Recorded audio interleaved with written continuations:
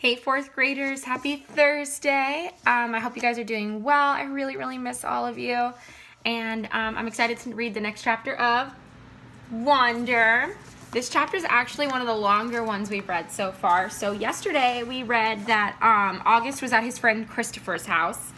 And his mom and his dad were kind of getting into, or were about to get into, an argument over whether or not August should go to school. Mom just is totally like, I don't really feel like I'm a good enough teacher. I think you should go. Whereas Dad's more like, just do whatever you want to do, August. If you want to go, you'll go. If not, if not.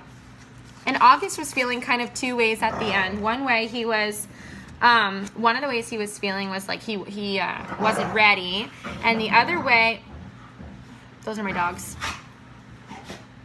Hey. They're playing. The other way he was feeling was like he didn't want to go, like he really was going to cry. So I'm going to read this chapter. I believe we're in chapter 5, and it's called Driving. And this is on their way home from Christopher's house. Okay. It was a long drive home. I fell asleep in the back seat like I always do, my head on Via's lap like she was my pillow, a towel wrapped around the seatbelt so I wouldn't drool all over it. Via fell asleep too, and Mom and Dad talked quietly about grown-up things I didn't care about. I don't know how long I was sleeping, but when I woke up, there was a full moon outside the car window. It was a purple night, and we were driving on a highway full of cars. And then I heard Mom and Dad talking about me. We can't keep protecting him, Mom whispered to Dad, who was driving. We can't just pretend he's going to wake up tomorrow and this isn't going to be his reality, because it is, Nate, and we have to help him learn to deal with it. We can't just keep avoiding situations so sending him off to middle school like a lamb to the slaughter, Dad answered angrily. But he didn't even finish his sentence because he saw me in the mirror looking up. What's a lamb to the slaughter? I asked sleepily. Go back to sleep, Augie, Dad said softly. Everyone will stare at me at school, I said, suddenly crying. Honey, Mom said. She turned around in the front seat and put her hand on my hand. You know, if you don't want to do this, you don't have to. But we spoke to the principal there and told him about you, and he really wants to meet you. What did you tell him about me? How funny you are and how kind and smart. When I told him you read Dragon Rider I'm going to reread that sentence.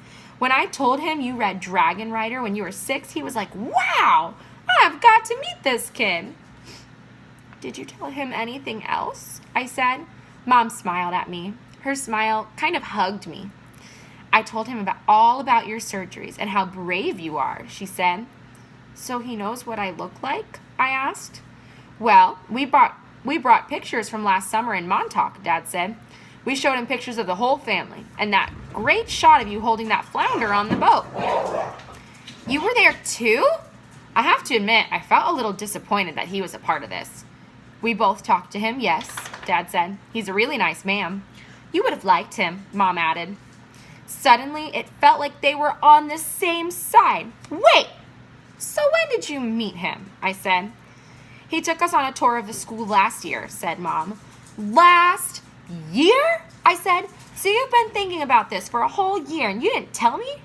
We didn't know if you'd even get in, Augie, answered Mom. It's a very hard school to get into. There's a whole admissions process. I didn't see the point in telling you and having you get all worked up about it unnecessarily. But you're right, Augie. We should have told you when we found out last month that you got in, said Dad.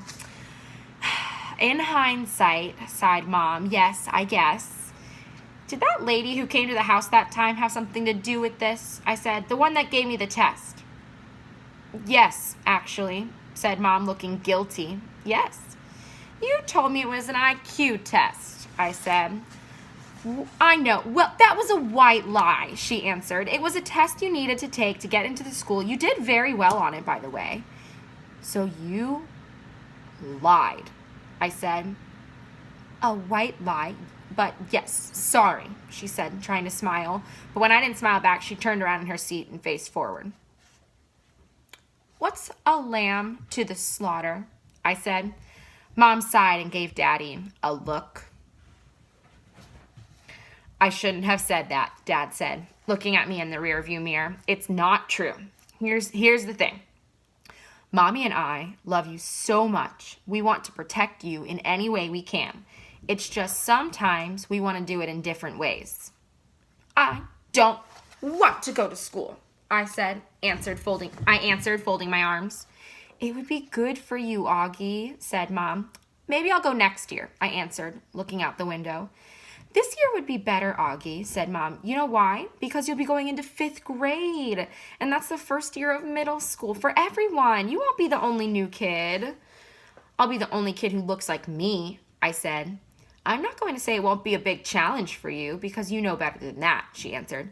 But it'll be good for you, Augie. You'll make lots of friends, and you'll learn things you never learned with me. She turned in her seat again and looked at me. When we took the tour, you know what they had in their science lab? A little baby chick that was just hatching out of its egg. It was so cute. Augie, it actually kind of reminded me of you when you were a little baby with those big brown eyes of yours. I usually love when they talk about me when I was a baby. Sometimes I want to curl up into a little tiny ball and let them hug me and kiss me all over. I miss being a baby, not knowing stuff. But I wasn't in the mood for that right now. I don't want to go, I said. How about this? Can you at least meet Mr. Tushman before making up your mind? Mom asked. Mr. Tushman? I said. He's the principal, answered Mom. Mr. Tushman? I repeated. I know, right? Dad answered, smiling and looking at me in the rearview mirror. Can you believe that name, Augie? I mean, who on earth would ever agree to have a name like Mr. Tushman? I smiled even though I didn't want to let them see me smile. Dad was the one person in the world who could make me laugh no matter how much I didn't want to laugh. Dad always made everybody laugh. Augie, you know, you should go to that school just so you can hear his name said over the loudspeaker, Dad said excitedly. Can you imagine how funny that would be? Hello, paging Mr. Tushman. He was using a fake old lady voice. Hi, Mr. Tushman. I see you're running a little behind today. Did your car get rear-ended? What a bum rap. I started laughing, not even because I thought he was being that funny, but because I wasn't in the mood to stay mad anymore. It could be worse, though, Dad continued in his normal voice. Mommy and I had a professor in college named Miss Butt. Mom was laughing now, too. Is that for real? I said. Roberta Butt, Mom answered, raising her hand as if to swear. Bobby Butt. She had huge cheeks, said Dad. Nate, said Mom. What? She had big cheeks is all I'm saying.